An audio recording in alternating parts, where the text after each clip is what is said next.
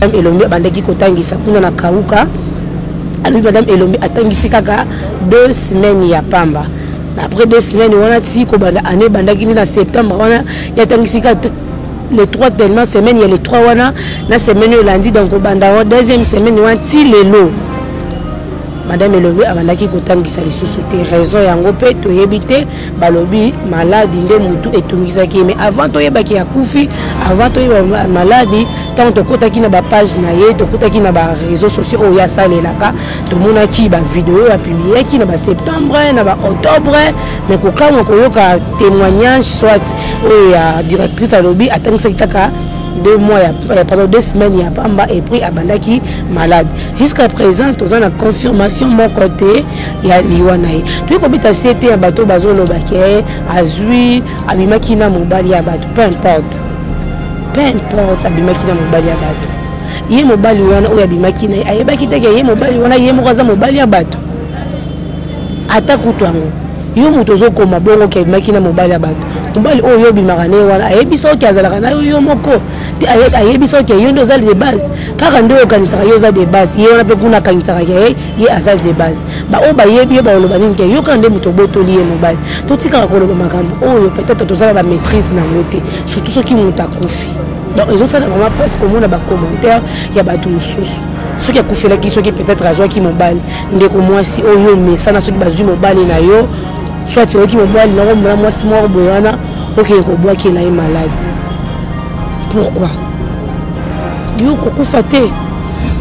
depuis yo bala bongo sur Atlantide yo depuis banda ko linga na vie ne le kuta na relation mon boité mobile moi pas kosi partout dans le monde.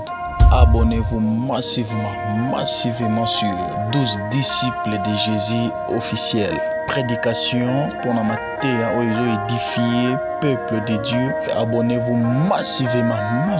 Musique chrétienne, dans l'adoration et ça fait du bien aux autres musique chrétienne. Ils ont édifié Bisso. Au sein de Bisso, s'abonner massivement à la chaîne de Bisso Moko. Nyon Suezali, mariage Ezali, tout ça là, mariage, image, tout y a mariage, ainsi de suite. Témoignage, ils ont raté, toujours témoignage Ezali, na mambamine nzamba aussi la Bisso. Théâtre malonga, théâtre kitoko, star na biso tout lingaka. To retrouver bango kaka awa. Abonnez-vous massivement à 12 disciples de Jésus officiels. Bagag ya bien, bagag ya malonga, donc c'est-à-dire star na biso nyonso. Il y a monde entier,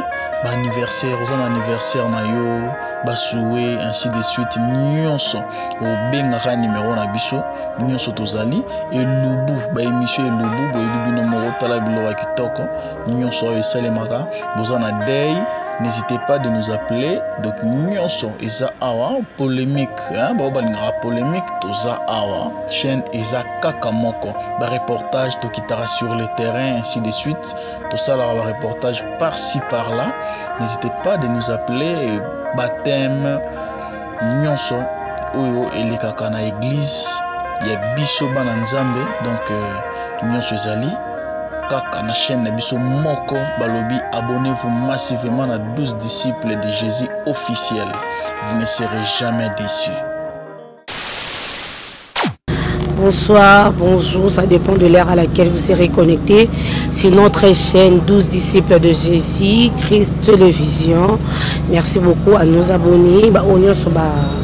Landara biso ba oba s'abonner à la compte Nabiso Bambote Ebele Nabino Bino, toujours à la présentation de votre humble servante Margot Tomona, la patronne. Autrement dit, c'est célibataire engagé, la servante de Dieu. Je suis là toujours pour la analyse. Naibi kelele bomo naka voix nga ya pamba, bozo pardon, bozo kala voix nga ya pamba, bozo mona elongi nga te. So ibo moni elongi nga te boye, ela kisike biso nyonso tozana kata kolela. Peut-être ceux qui va filmer nga balaki se longi nga bon mona misu nga ezali ya kovimba. Donc misu nga eza ya kovimba par rapport ya nini bozo kalisa lokwa ndeti to kufeli soit ba boyi ngai ba boyi na bango ngai te ezaye que misu nyonso to bisangwa mawa o tozana ngo awa ende kona biso madame oyo atangisaka bana na biso bande kona biso baleki na biso ezali na kombo ya madame Elombe biso soyebi na kombo ya madame Elombe oyo atikaki biso déjà il a cela 2 ou 3 jours au bandeko bazolela ye yango bomoni lelo tosala bino toujours analyse bomonaka bafoto nde ezoleka bana classe nde bazolela eza eloko oyo ezopesa vraiment pasi depuis sango oyo eyaki. Avant de continuer analyse na biso ya lelo na kozala ingratité pour na yebisa bino so bomoninga nazoleka boye nazoloba bova eza kitoko eza grâce ya mama Victor 12 disciples baginama mama 12 disciples baginama so biso tozoloba boye eza grâce na ye motema ya papa Adi Miller tango sango ope komelaki bango kuna na mama Anveta bazalaki wana depuis France bazalaki wana tongo sango oyo ezweli bango bayokaki mpe passe onga na yo tozoyoka lelo yango toye awa mpona koyebisa bino tozali na sango ya mawa endeko na biso oyo na kombo ya madame Elombe. So eloko oyo esali biso lelo toya lelo toloba na bino eza eloko ezopesa biso passe o à chaque fois bato bazofanda bato bazobimisa bamakambo ebele ou peut-être boza même pas na kati ya famille wana ou boza même pas ba proche na ye ebele bazokoma babikoma komba tikala ta kokutana madame Elombe te ebele pe bayebi ata famille na ye te bayebi te abotama wapi bayebi te aza ekolo nini mais kokamwa pe kopesa pasi na bandeko oyo bazomona pardon na bandeko oyo bazokoma bikoma na likambo oyo etali bango te bamisu bazoloba baweleli mobali bamisu bazoloba ezambasu bamisu bazoloba visite ya ndeko na biso oyaki kovisite ye nde après wana nde ndeko na ye mpe alobaki après visitation ya ndeko na biso sous le kauka nde tokomona après quelques jours nde malade ebandi wana selon ndeko na ye ya mobali ndenge alobaki jusqu'à présent même famille na bango ezoloba te oyo ezali maladi oyo ye abelelaki tozomona na bapage ebele tozomona bafamille balobi mutu moko te afungola enquête mpona liwa ya ndeko na bango ya mwasi mpe mutu moko te akende na hôpital basala soki mpe teste soki babengaka yango mpe nini ya autopsie mpo bayeba soki ndeko na bango akufi na nini jusque là tozoyeba te ndeko akufi na nini selon les on dit pardon ebele bazoloba akufi na maladi ya mbasu ebele bazoloba asalaka soki accident nde likolo komplikaki ye bato ebele bazoloba par rapport ya bavideo asalaki ya ndeko Constant Mutamba nde esali ye ke bapesa ye suspension na kati ya école abandaki soki kotravaille te selon témoignage ya directrice ya école place ya tangisaka alobi madame Elombe na année 2025 oyo année scolaire 2025 atangisaki kaka 2 semaines ya pamba selon directrice oyo ya école madame Elombe bandaki kotangisa kuna na kauka alobi madame Elombe atangisi kaka 2 semaines ya pamba na après 2 semaines wana ti ko banda année bandaki na septembre wana ya tangisi kaka les 3 tellement semaines il y a les 3 wana na semaine lundi donc banda deuxième semaine wana ti lelo madame Elombe abandaki kotangisa lisusu te raison yango pe toyebi te balobi maladi nde mutu etungisaki mais avant toyebaki ya kufi avant toyeba maladi tant tokotaki na ba page na ye tokotaki na ba réseaux sociaux oyo asalelaka tomonaki ba vidéo ya publiaki na ba septembre na ba octobre mais kokamwa koyoka témoignage soit oyo ya directrice alobi atangisaki kaka 2 mois pendant 2 semaines il y a pamba et puis abandaki malade jusqu'à présent tous en confirmation mon côté il y a liwanae tu ko bita cité ya bato bazoloba ke azui abimaki na mobali ya bato peu importe abimaki na mobali ya bato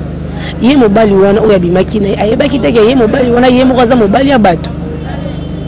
ata kutu yango yo muto zokoma bongo ke abimaki na mobali ya bato mobali oyo yobimaka ne wana ayebisa oki azalaka na yo moko te ayebisa oki yo ndo ozali de base kaka nde okanisaka yo oza de base ye wana mpe kuna akanisaka ke ye azali de base baoyo bayebi ye baoloba nini ke yo kaka nde moto obotoli ye mobali totikaka koloba makambo oyo peut-être tozala bamaîtrise nango te surtout soki moto akufi donc ezosala vraiment parce komona bacommentaire ya bato mosusu soki akufelaki soki peut-être azwaki mobali ndeko mwasi oyo mesana soki bazwi mobali na yo soit yoki mobali na ngomona mwasi moko boye wana okende kobwakela ye malade pourquoi yo kokufa te depuis au bala bongo soto tlandeli yo depuis banda ko linga na vie ne le kuta na relation mo boete mobali mo pa kosi yo kengani na zabu na zana mwasi te boye na boye mais après mikolo sima oyeko yoka ke mobali wana za na mwasi na ye kata ki relation wana mbala moko to obandeka ko continuer na relation wana et ça bien la mission de que o aza un marié ayebi ke oza mobali ya bato mais abimi ne na ye. Est-ce que moi si wana ndako abima alukela o maladi ya mbasu? Est-ce que moi si wana asalela o makamba mabe pourquoi ko kata vie ya muninga avant l'âge? Malgré que âge na eza précisé te côté musuba lo ba 32 ans, côté musuba zo lo ba 28 ans. Il a kisi que tozana confirmation moko tozana précision moko te o ela kisi o ezotalisa liwa ya ndeko na biso madame Elombe. To tika vraiment kosala eloko oyo ezo pesa pasi.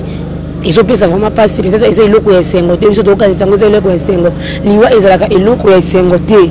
soki muninga akei ngana yo totika total lolenge nini biso totambolaka ya madame Elombe ebimi peut-être abima kina mobali ya bato yango ebimi bongo sko o ngana yo tosalaka en cachette o ngana yo tosalaka ya mabe o nzambe apekisa combien o nzambe azobomba biso na makambo mabe o nzambe o biso pardon tozosala nzambe mais nzamba zo bomba biso nzamba zo batela biso. Est-ce que tant batu bakufaka ozo déjà tant ya koloba ke ye nzamba bengi ye nzambe abengi ye parce que ngonga na ye koki.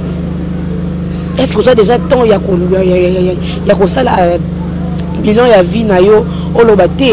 ya kufi na maladi bo ngana okufa na position nini liwana nga ekozala ndenge nini na kokufa na kati ya mai? Est-ce que tant na kokufa na kati ya mai? Est-ce que tant bobeta nga masasi? Est-ce que tant na kolala na kolamuka te? Est-ce que dans une temps il faut se repentir? Le problème est que liwate le problème est de se repentir. Problème na biso munene za yangwana linga muninga na yo ndenge omilingaka to longola ba haine o ezanga mutuna makolo o ezo sunga peuple congolais te to longola ba haine oyo lelo na yini muninga kaka parce que to wela ki elamba na yini muninga parce que adongola kingai oyebi te lobi nanya kosunga yo lelo malati madame Elombe akufi biso tozolo belango tozolo kapasi ba papa na biso ba pasteur na biso bandeko na biso ebele tozolo kapasi qui peut-être akiti na arena ye nzambe ayebi ndenga ko juger lo lenge ye moko atambwisa ki vina ye sikoyo ngai na yo totikali totambwisa ka vina biso lo lenge nini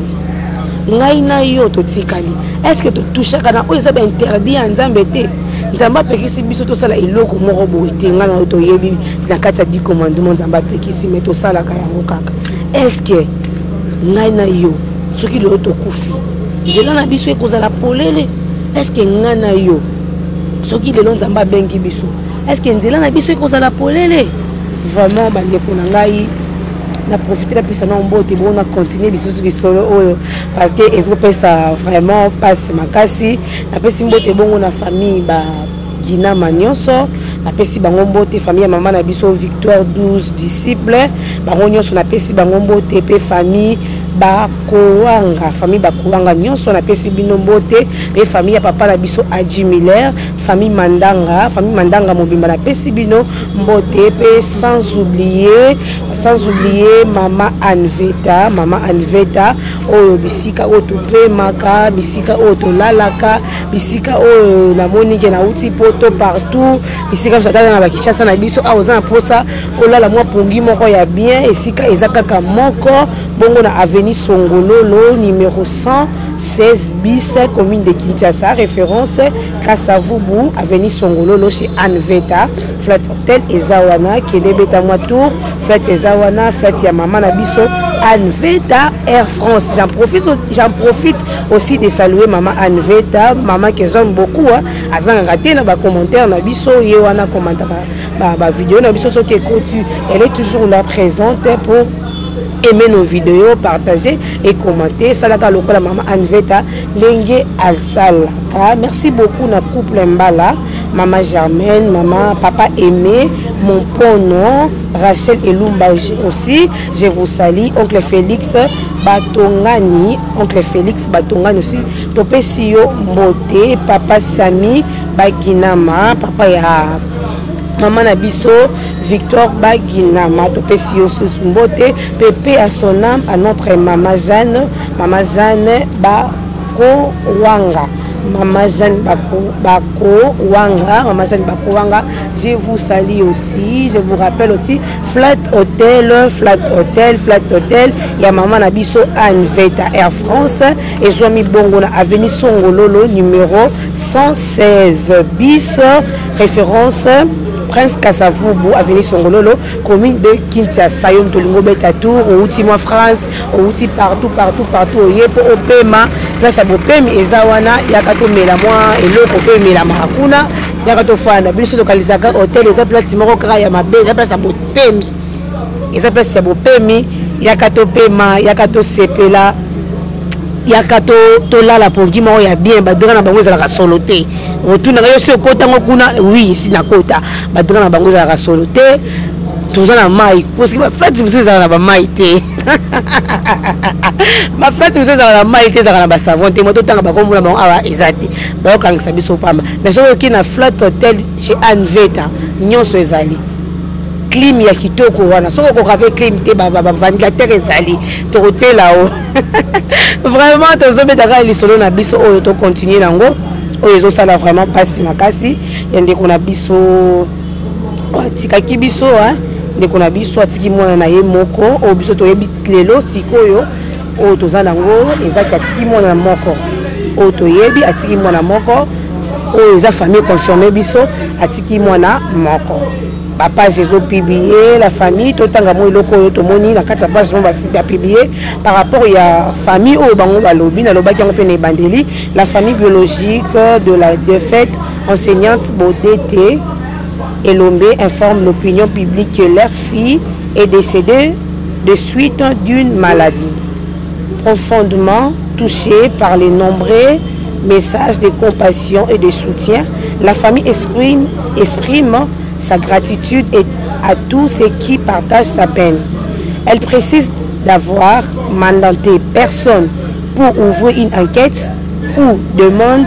d'une autopsie, appelant que Madame Bobette Bonete Elombe est décédée de mort naturelle. Elle, oui, dans le bac déjà awa, famille na bango interdit opinion publique. Biso batu o to mibenga rato bitolo bango be matalana baba matalana ba interdit biso ba matalana bino ba matalana bango kuna ba matalana akufi eza babakela kiyembaso eza nde bazo ba ke politique mutebomi eza lande balobi ki mwasi mwako bo mutabomi famille baboyi na bango parce que na minute bango nde bana perte peu importe mwasi wana mutabomaki peu importe politique, peu importe qui gagne lokobo famille et boy nango parce que ata babo ke liomba sou ce qui nous amba permettre te okufa te ce qui ba mwasi moko bata telemi mobali nanga boy na boy ce qui nous amba permettre te okufa te ce qui peut la politique to mona ba tusu ba politique ti lelo bazo vivre peut-être bon poison mille une fois mais ba kufa pété baza toujours en vie tu sais na ba hôpital surtout que na hôpital tel ba makolo ya bambasu oh ba yeso mbasu na sali 30 ans mbasu na sali 19 ans mais nzambe a permettre que bato na batika biso mais ce qui nzambe a permettre que madame Elombe lelo aza ressource en vie et ça parce que nzambe nde mutu a permettre yango donc tout si kakoloba été on les a famille de interdire bateau bazoloba ke madame akufi na eloko a possible pe ningisa te ya kokiende ko sala autopsie pour na madame Elombe donc apesi mutu moko ata ningisa te ya ko sala autopsie wana. Voilà, c'est un peu pour vous éclaircir par rapport à notre analyse d'aujourd'hui. Et merci beaucoup à tous nos abonnés. N'oubliez pas de clocher sur la cloche de notification. N'oubliez pas de s'abonner. N'oubliez pas de aimer et de partager. Surtout de partager. Sango oyo ozui ko bomba ngoti. Sango oyo ozui ko bomba ngoti partager yango. Yo ki makamba kitoko bozo commenter kaka kitoko. Bozo commenter kaka kitoko mais bozo pesa taba nini te baloba nini bozo partager clocher sur la cloche pardon de notification parce que ceux qui banini na biso eye la vidéo na biso eye directement aux ali wana mobimba to le bara oza mobimba directement aux ala mobimba pardon bon excusez les gens balandi au balanda biso à chaque façon qui totier ba vidéo na biso nazo kota mbangu peut-être boyo kama makelele nazo kota mbangu na ba commentaire na biso ya des gens qui commentent nos vidéos au bazawana na moni papa aimé na bois qui est déjà aimé mon pronom na bois qui est déjà balanda biso via TV Mode via TV Monde, pardon, via TV Monde, je te salue aussi. Christine Kimwana aussi. Jojo Moulex, Azakiwana, maman la biso Anveta, na émission la biso, beauté naturelle, bravo Yaya. Merci beaucoup maman. Papa Adju Miller aussi, merci à vous. Tout le monde sous Awabi Beyaliko, yo, là c'est ma maman. Donc, tu partages la vidéo, tu as ma famille la biso, Bibi Yaliko, yo, merci beaucoup ma maman. Et Gauthier Kiania aussi, on vous salue aussi, merci de commenter, et ça rendez mon vidéo, mon commenter, tout le barabo. Ce que mon peut-être est le mon ils ont un malamouté. Et c'est pélicioté, tout le bien en mabe, tout ça, on a un numéro, na biso, ezawana, pesa, on a point de vue na yo, pesa, on a point de vue na yo par rapport à émission par rapport à l'analyse na biso tozo sala. Merci beaucoup, pardon ingénieur, to comme déjà na suka to boka batu na biso o balanda biso to moni wana Odette Sanduku aussi je vous salue. Pelé Tanfumo aussi balanda biso Mira Makese mbote na yo to moni bi a 2000 les facilitateurs to moni bi a 2000 les facilitateurs au balanda biso. Merci beaucoup, ça fait du bien car quand on bozo commenter aux analyses qui bien émission mon asala qui ceux qui ont commenté na kotika kana kozanga te roboa kayo et tika na quelques personnes pardon maman Anveta biso na moni awazongi Giralandu aussi merci beaucoup. J'ai vu encore ma maman Béatrice Likoyo Bibi Likoyo, merci papa Adji Miller, Odette Sanduku Lisusu, Rachel Elumba, merci beaucoup à vous. Je suis déjà à la fin de notre analyse. Quant à moi, on se retrouve au prochain numéro.